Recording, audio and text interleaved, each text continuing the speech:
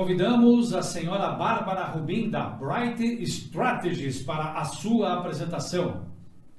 Bom dia a todos, boa tarde, na verdade, né? Espero que vocês estejam tendo um excelente fórum aqui da região sul. E para mim é um prazer estar aqui com vocês, participando desse painel com colegas aqui de profissão que eu admiro tanto. Sem mais delongas, eu vou compartilhar minha tela para que a gente consiga, então, começar a conversar um pouquinho. Aqui no painel, a gente vai falar um pouco sobre as considerações da 482, que temos falado, né?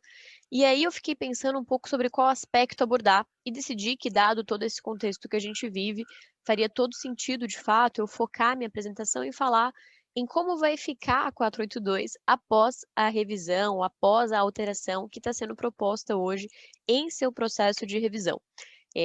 Então, esse vai ser um pouquinho do que a gente vai conversar hoje aqui na nossa fala.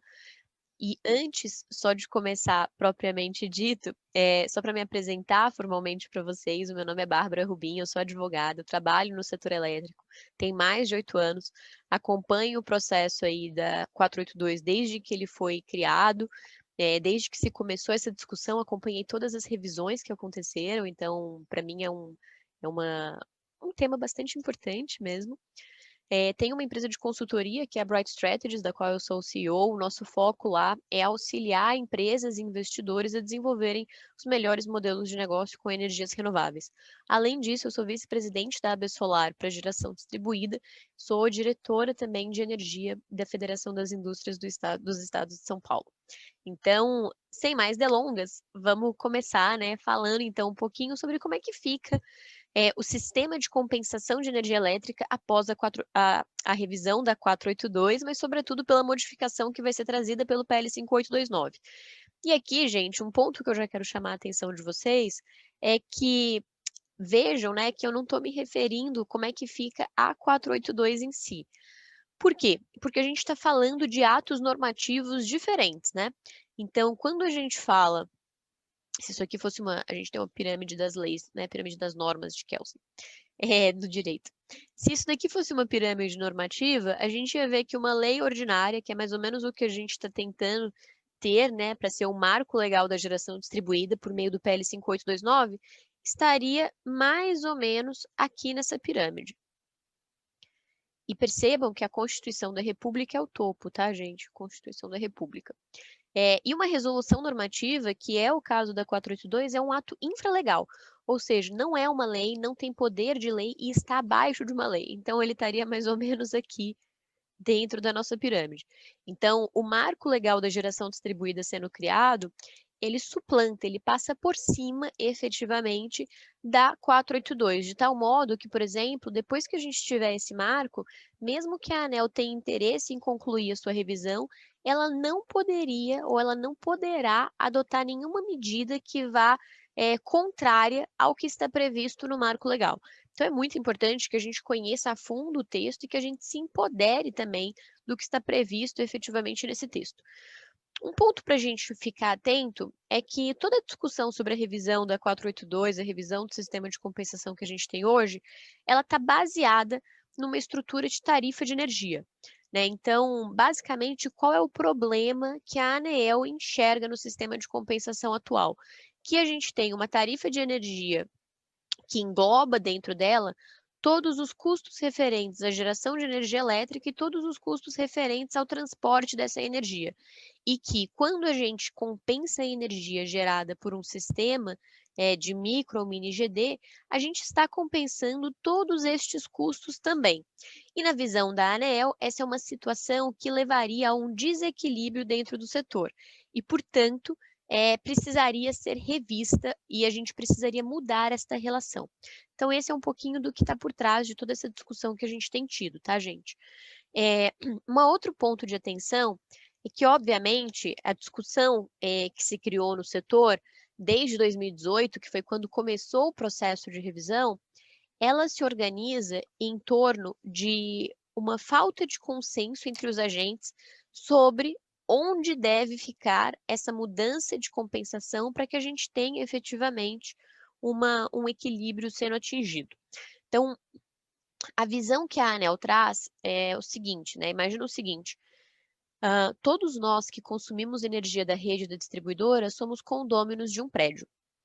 E o que a ANEEL mais ou menos diz é, quando um consumidor, por exemplo, imagina que eu moro no sexto andar, não precisa nem imaginar. Se eu quiser deixar de pegar o elevador e começar a usar só a escada, eu ainda vou ter efetivamente que pagar pelo custo de manutenção desse elevador na minha taxa de condomínio. Por quê? Porque o dia que eu me machucar ou cansar de usar a escada, o elevador ainda vai estar disponível para me atender. Então, a ANEEL entende que a relação do prosumidor com o sistema de compensação é a mesma. Mesmo que ele queira, né, mesmo que ele gere a sua própria energia, ele deveria pagar por todos os custos desse sistema, porque o sistema está disponível para atendê-lo. E a visão do setor, né, a nossa visão enquanto setor, é que o condômino, né, ou o consumidor que gera a própria energia, ele não é somente um condômino que deixou de usar o elevador. Ele é um condômino que deixou de usar o elevador e que começou, por exemplo, a fazer a jardinagem do prédio. E como ele está fazendo a jardinagem do prédio, o prédio não vai precisar mais contratar um jardineiro, ou não vai precisar mais contratar um jardineiro com a mesma frequência. Então, portanto, o prédio vai ter uma possibilidade de economia com esse serviço que está sendo prestado por esse condômino. E, portanto, seria assim, justo que a taxa de condomínio dessa pessoa fosse um pouco diferente.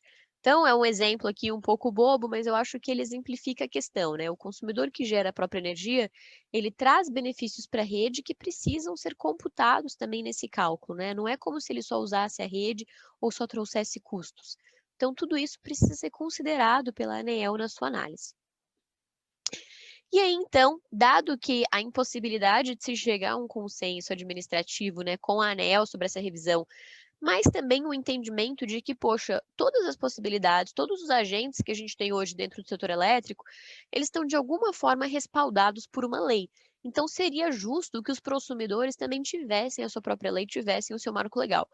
Para isso, a gente teve, lá em 2019, a vinda do PL 5829, que foi proposto aí pelo Silas Câmara, um deputado, e ele tem um regime de urgência, e nesse regime de urgência, basicamente, o que a gente tem é a possibilidade desse PL tramitar conjuntamente, gente. Então, é como se ele passa a ter uma via dupla, pelo plenário e pelas comissões. A tramitação nas comissões é a tramitação regular, é a tramitação ordinária de um projeto de lei. E aí o que a urgência permite é que se abra uma nova via com a tramitação também por meio do plenário. E aqui só um pouquinho mais do andamento dele, mas acho que um ponto bastante importante é que no dia 10 de dezembro foi designado o deputado Lafayette de Andrada para fazer a relatoria desse projeto. E o deputado Lafayette apresentou no dia 8 de março o seu substitutivo a esse projeto. O que é um substitutivo, gente? O relator tem o poder de alterar o texto que está sendo discutido. Ele pode apresentar um novo texto na forma do seu substitutivo para apreciação por meio das comissões. Tá? Então, esse é um ponto importante aí da gente entender. E nesse substitutivo que o deputado Lafayette apresentou, ele trouxe a seguinte proposta. Basicamente o entendimento olha, é justo que o consumidor que gera a própria energia passe a pagar passe a pagar o FIUB, que é a componente tarifária que remunera as distribuidoras de energia. Mas esse pagamento, para dar tempo também do setor como um todo e da sociedade se acostumar, ele não vai acontecer da noite para o dia. Ele vai acontecer ao longo de 10 anos de forma escalonada para as seguintes modalidades. Todos os projetos de geração junto à carga, todos os projetos de geração compartilhada, tem só uma exceção que eu vou falar daqui a pouco, os projetos de EMUC, que é o empreendimento de múltiplas unidades consumidoras, e os projetos de alto consumo remoto, que tenham um sistema instalado de até 200 kW. E também os projetos que sejam oriundos de fontes despacháveis em qualquer modalidade de compensação. Gente, o que são fontes despacháveis? Por exemplo, biomassa ou biogás, CGH são exemplos de fontes despacháveis. Então, os projetos oriundos dessas fontes, independente da modalidade de compensação em que eles se encontram ou da sua potência, eles têm também essa transição mais lenta acontecendo. Essa tabelinha, gente, está indicando o percentual do FIUB que esses projetos vão passar a pagar. E por que ela começa no segundo ano da lei, gente? Porque no primeiro ano da lei, os projetos propostos ainda se enquadram ou vão se enquadrar na regra atual. Ou seja, a lei foi sancionada, né? O projeto de lei foi sancionado e se transformou numa lei. Até 12 meses após a data de publicação desse projeto na forma de uma lei, a gente teria, então, que todos os projetos que tenham protocolado a sua solicitação de acesso, não é ter o parecer de acesso, é protocolado a solicitação, vão conseguir manter as condições atuais. E essas condições atuais, gente, elas serão mantidas por 26 anos a partir da publicação também do projeto na forma de uma lei. Então, todos os projetos, né, ou seja, que vierem até 12 meses após a vinda, né, a publicação efetiva da lei, vão ficar nas regras atuais e ficam todos eles, inclusive os já existentes, por 26 anos a partir da publicação dessa lei. Então, um ponto importante aí para a gente ter em mente. E aqui, então, né, no 12º ano da lei, a gente teria um pagamento integral de 100% da TUS de fio B, aí que equivale, na maior parte dos estados, a 28% da tarifa.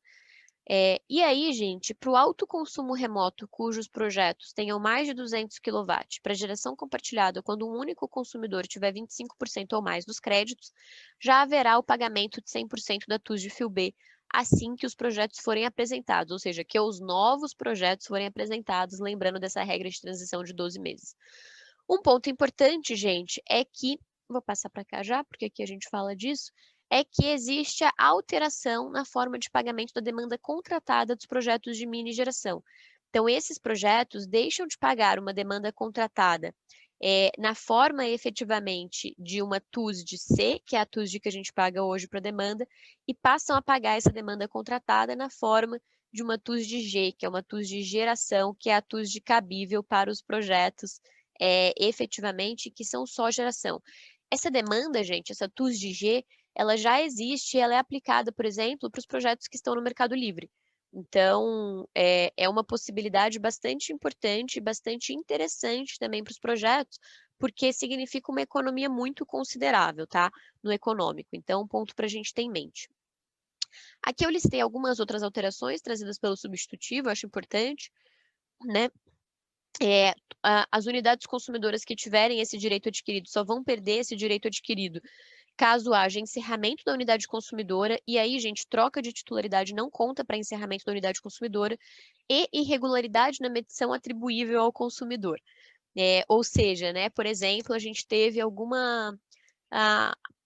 tipo de fraude envolvendo, por exemplo, o medidor de energia. Aí o consumidor poderia perder o direito adquirido dele, tá? A gente tem novas possibilidades para geração compartilhada, então a gente deixa de ter geração compartilhada somente aí, né, para condomínio, somente para consórcio e cooperativa, e passa a incluir também o condomínio edilício ou voluntário e a associação. Então, também é um ponto importante.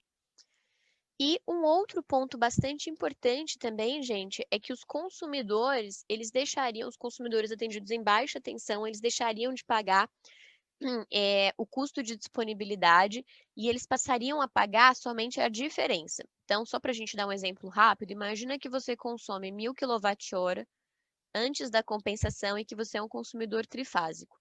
Ou seja, o seu custo de disponibilidade é de 100 kWh. E aí, com o sistema de compensação, você compensou 1.000 kWh. A conta vai ficar zero em kWh e ele não teria que pagar mais 100 kW do sistema do custo de disponibilidade como acontece hoje. Por quê? Antes da compensação acontecer, ele já tinha consumido o suficiente para cobrir isso. Então, também é uma alteração muito legal que vai abrir muito campo para que novas unidades consumidoras possam participar. O prazo para a concessionária fazer as alterações deixa de ser de 60 dias, né, que é hoje, e passa a ser aí de 30 dias efetivamente. Então, também a gente ganha um pouco de otimização maior por causa dessa alteração. Outro ponto bastante importante, gente, é que se coloca que todas as alterações feitas pelas concessionárias sempre vão ter que ser precedidas de audiência pública com o consumidor com no mínimo 90 dias. Então, essa é uma possibilidade muito legal também. Essa alteração vai permitir, por exemplo, que a gente não tenha mais as concessionárias fazendo essas alterações que elas fazem da noite para o dia nos normativos delas. Então, sem dúvida alguma, gente, vai ser uma oportunidade muito importante para que a gente consiga melhorar, aprimorar o sistema de compensação, tá? E aí, só para terminar, que eu já estou passando o meu tempo, eu quero trazer para vocês que foi apresentado uma emenda a esse projeto, já a esse substitutivo, para que a gente consiga ter a manutenção das regras atuais até que a geração distribuída represente 10% do atendimento à carga em cada área de concessão. Então, ou seja, até que a GD represente 10% do atendimento à carga em cada área de concessão, a gente não teria efetivamente nenhuma alteração. E após esses 10%, a regra não mudaria para que a gente pague 100% do fio B, mas somente 50% do fio B. Então, acho que é uma alteração também positiva, se a gente conseguir fazer ela no projeto, pode ser muito legal para o setor. Aqui, só para trazer o trecho da emenda, que fala, então, o atendimento a 10% do mercado cativo de energia elétrica de cada distribuidora. Isso permitiria também um maior crescimento, respeitando as diferenças regionais e culturais de cada, efetivamente, estado, de cada área de concessão, porque a gente sabe que os estados, eles não crescem, a geração distribuída nos estados, ela não cresce de uma maneira igual, né? Ela tem um processo aí, tem estados que saem na frente de outros, então, se a regra for, de fato, considerando as áreas de concessão, a gente consegue respeitar isso. Bem, gente, eu queria agradecer vocês, espero que tenha ficado bom. Eu sei que o sol na minha cara pode ter atrapalhado um pouco aqui, mas, infelizmente, a gente não controla a natureza, ou felizmente. E eu fico à disposição agora também para participar do debate. Muito obrigada. Agradecemos a senhora Bárbara Rubim, da Bright Strategies, por sua apresentação.